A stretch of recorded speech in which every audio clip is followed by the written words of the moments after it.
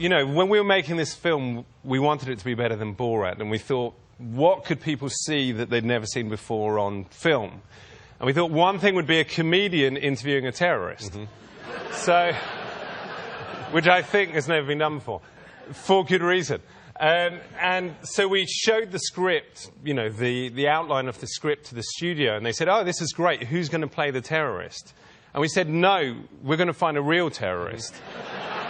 Now, it's not that easy to find an actual terrorist. In fact, your government has been looking for one for about 9 years.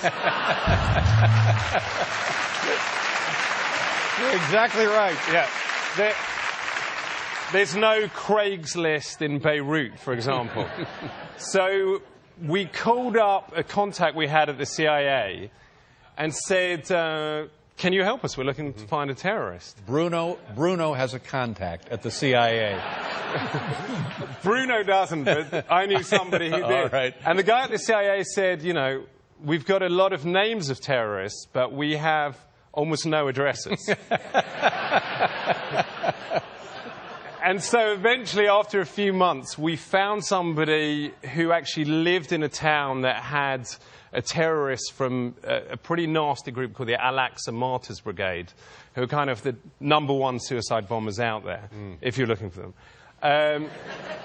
And he said, yeah, he goes, there is a terrorist who lives in my town. And so I said, great, you know, can we interview him? But I'm a little bit scared about reprisal attacks from the other people in your city. And he said, don't worry, you know, everybody loves you. We love the Ali G show.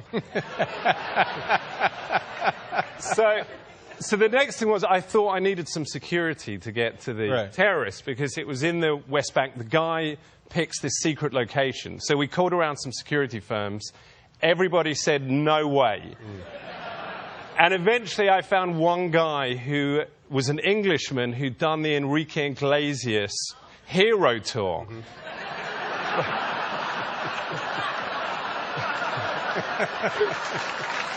You got to go where you got to go.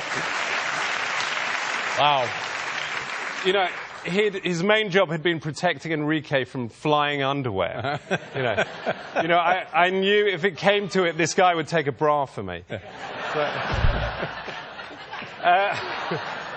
So we get there, and I said, all right, listen, I'm a little bit scared that the terrorist and his bodyguards are going to be armed.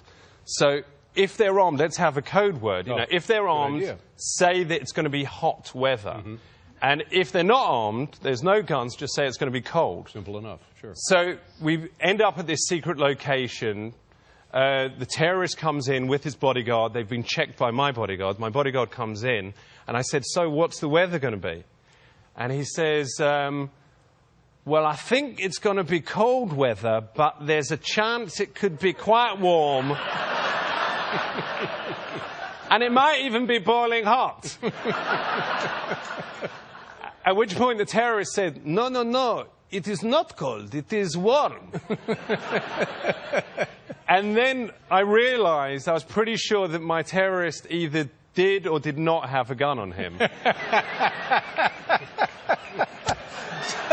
So you're certainly getting your money's worth there. And then my bodyguard says, yeah, you're right, you know, it is quite warm out here. It's kind of much, much warmer than North England. At which point I realized my bodyguard had forgotten about our role play. They're just talking about the weather. I was discussing the weather with the terrorist. Now, will these guys eventually see the film? Did you invite them to the premiere, or? I pray to God not. You know.